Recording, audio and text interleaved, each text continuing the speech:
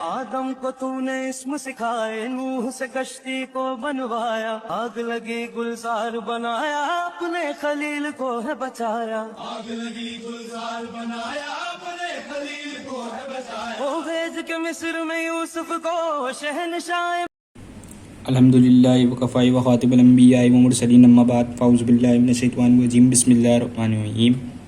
میرا نام ہے حسیب علی اور آپ دیکھ رہے ہیں میرا یوٹیوب چینل حسیب علی ٹی وی اور میرا فیس بک پیج HKA۔ مجھے امید ہے آپ جہاں بھی ہوں گے خیریت سے ہوں گے اور خوشباش ہوں گے۔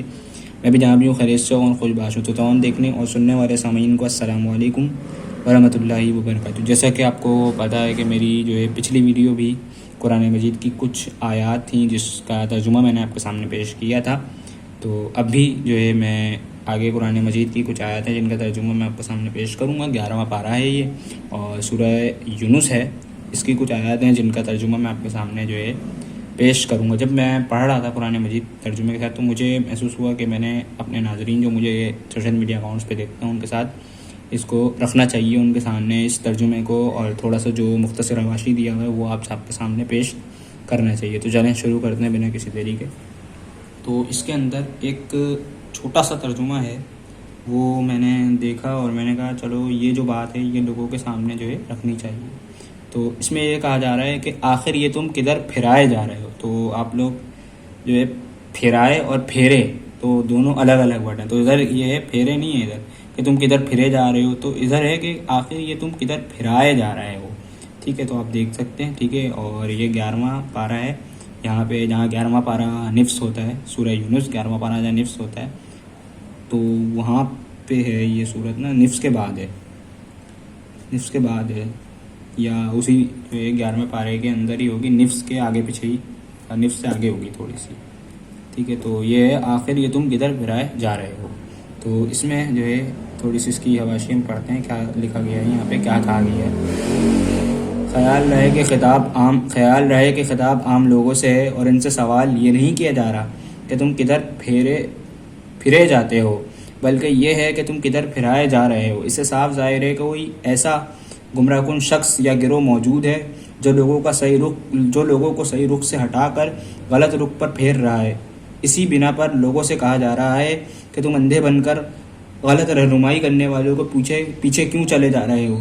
اپنی گرہ کی عقل سے کام لے کر سوچتے کیوں نہیں کہ جب حقیقت یہ ہے کہ حقیقت یہ ہے تو آخر یہ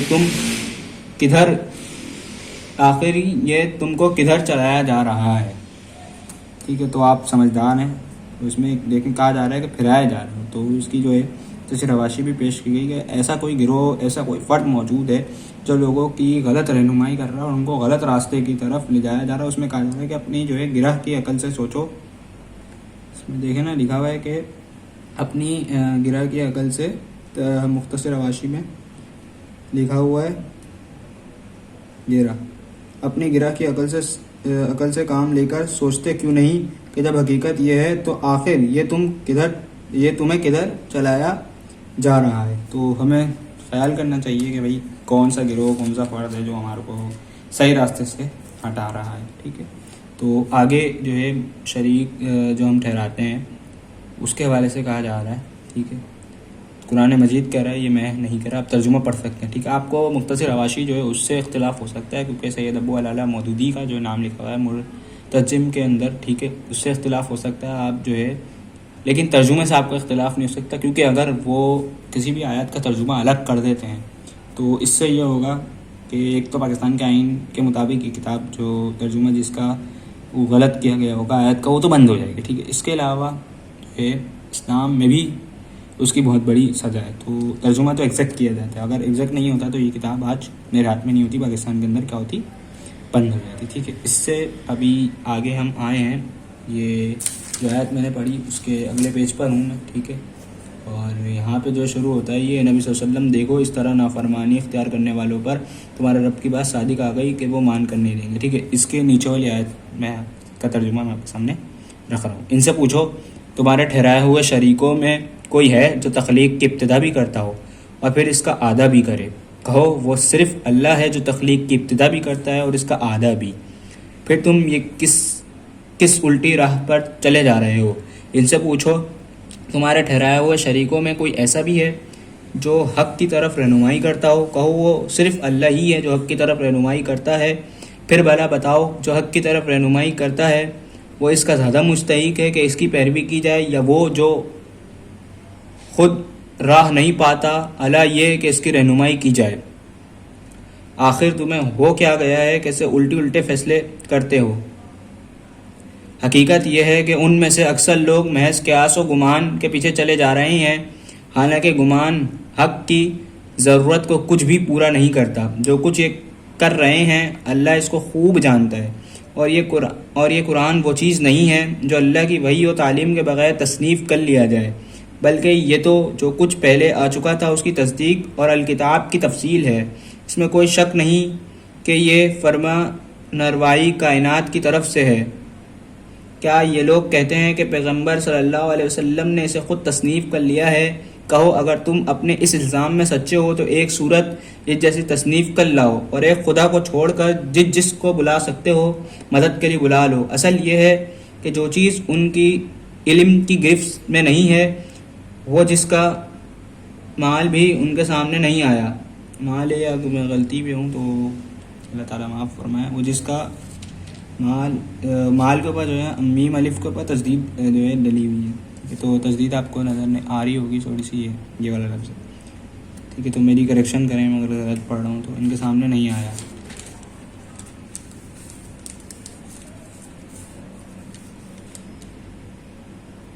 تو پورا ہی پڑھ لیتے ہیں رکوع اس کا نا۔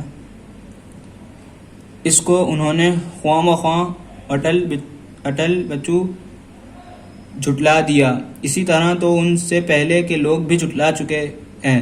پھر دیکھ لو ان ظالموں کا کیا انجام ہوا۔ ان میں سے کچھ لوگ ایمان لائیں گے اور کچھ نہیں لائیں گے، اور تیرا رب ان مفسدوں کو خوب جانتا ہے۔ اور آگے بھی پڑھ لیتے ہیں تھوڑا سا نا۔ اگر یہ تجھے جھٹلاتے ہیں تو کہہ دو کہ میرا عمل میرے لیے ہے اور تمہارا عمل تمہارے لیے، جو کچھ میں کرتا ہوں اس کی ذمہ داری سے تم بری ہو، اور جو کچھ تم کر رہے ہو اس کی ذمہ داری سے میں بری ہوں۔ ٹھیک ہے، تو ہم پڑھتے ہیں اس میں کیا ہے، تھوڑی سی اس کی حواشی جو ہے ہم پڑھتے ہیں۔ ٹھیک ہے، تو اس میں کہا گیا ہے ایک جگہ پر کہ حقیقت یہ ہے کہ ان میں سے اکثر لوگ محض قیاس و گمان کے پیچھے چلے جا رہے ہیں۔ ٹھیک ہے، یعنی جنہوں نے مذاہب بنائے، جنہوں نے فلسفے تصنیف کیے اور جنہوں نے قوانین حیات تجویز کی، انہوں نے بھی یہ سب کچھ علم کی بنا پر نہیں بلکہ گمان و قیاس کی بنا پر کیا، اور جنہوں نے ان مذہب اور دنیاوی رہنماؤں کی پیروی کی، انہوں نے بھی جان کر اور سمجھ کر نہیں بلکہ محض اس گمان کی بنا پر ان کی اتباع اختیار کر لیا کہ ایسے بڑے بڑے لوگ جب یہ کہتے ہیں اور باپ دادا ان کو مانتے چلے آ رہے ہیں اور ایک دنیا ان کی پیروی کر رہی ہے تو ضرور ٹھیک ہی کہتے ہوں گے۔ اس میں دو باتیں کہی گئی ہیں تو میں بتاؤں گا، میں آپ کو بھی تھوڑا سا جو ہے اس میں بتاؤں گا۔ ٹھیک ہے، اور اس میں آگے کہا گیا کہ کہہ دو کہ جو برائی تم کرتے ہو اس سے میں بری ذمہ ہوں، اور جو میں کرتا ہوں اس سے تم بری ذمہ ہو۔ تو اس کی دیکھتے ہیں کیا لکھا ہوا ہے اس کے بارے میں، یعنی خواہ مخواہ جھگڑے اور گج بحثیہ کرنے کی کوئی ضرورت نہیں۔ اگر میں افطرا پر درازی کر رہا ہوں تو اپنے اعمال کا میں خود ذمہ دار ہوں، تم پر اس کی کوئی ذمہ داری نہیں، اور اگر تم سچی بات کو جھٹلا رہے ہو تو میرا کچھ نہیں بگاڑتے، اپنا ہی کچھ بگاڑ رہے ہو۔ اس میں جو ہے کہا گیا، یہ آپ دیکھیں کہ کہاں ہے، یہاں پہ جو کہا گیا ان سے پوچھو تمہارے ٹھہرائے ہوئے شریک جو ہیں، کہا جا رہا ہے کہ کیا وہ تمہاری اوپر سے پڑھتے ہیں سوری کہ جو تم نے اپنے شریک ٹھہرائے میں کیا وہ تخلیق کی ابتدا بھی کرتے ہیں کیا، اور اس کا آدھا بھی کرتے ہیں؟ تو آگے اللہ تعالیٰ نے کہا کہ ان سے کہو کہ وہ صرف اللہ ہی ہے جو تخلیق کی ابتدا بھی کرتا ہے اور اس کا آدھا بھی کرتا ہے، پھر تم یہ کس الٹی راہ پر چل پڑو۔ سوال کیا جا رہا ہے ہم سے کہ پھر ہم کس الٹی راہ پر، یعنی کہ تم کس الٹی راہ پر جو ہے چل پڑے۔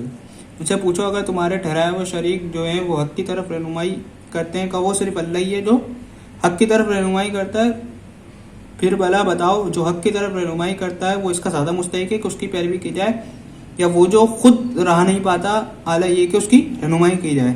آخر تمہیں ہو کیا گیا ہے، کیسے الٹے فیصلے کرتے ہو؟ ٹھیک ہے، اس کے بعد کہا جا رہا ہے حقیقت یہ ہے کہ ان میں سے اکثر لوگ محض قیاس و گماں کے پیچھے چلے جا رہے ہیں، حالانکہ گماں حق کی ضرورت کو کچھ بھی پورا نہیں کرتا. کہا جا رہا ہے کہ کوئی بھی گمان کوئی بھی خیال جو حق کی ضرورت کو ہرگز پورا نہیں کرتا, بالکل حق کی ضرورت کو کچھ بھی پورا نہیں کرتا. ٹھیک ہے, جو کچھ یہ کر رہے ہیں اللہ اس کو خوب جانتے, جو کچھ یہ کر رہے ہیں وہ اللہ اس کو جو ہے خوب جانتے. جب کافر لوگ کہا کرتے تھے کہ بھائی یہ جو قرآن مجید ہے نعوذ باللہ آپ صلی اللہ علیہ وسلم نے جو ہے خود تخلیق کیا, اور ان کو آپ صلی اللہ علیہ وسلم کو جو نعوذ باللہ شاعر بھی کہا گیا, تو اس کا جواب یہاں دیا گیا کہ اگر تم کہتے ہو تم اپنے الزام میں سچے ہو تو اس جیسی ایک آیت یا ایک سورت جو ہے تم بنا کے لے, اور اپنے تمام جن کو تم اللہ کے سوا معبود ٹھہراتے ہو, صرف سوائے اللہ کے جس کو بلانا ہے تم بلا لو, اور ایک اس جیسی سورت یا ایک اس جیسی آیت جو ہے تم تصنیف کر کے لا دو.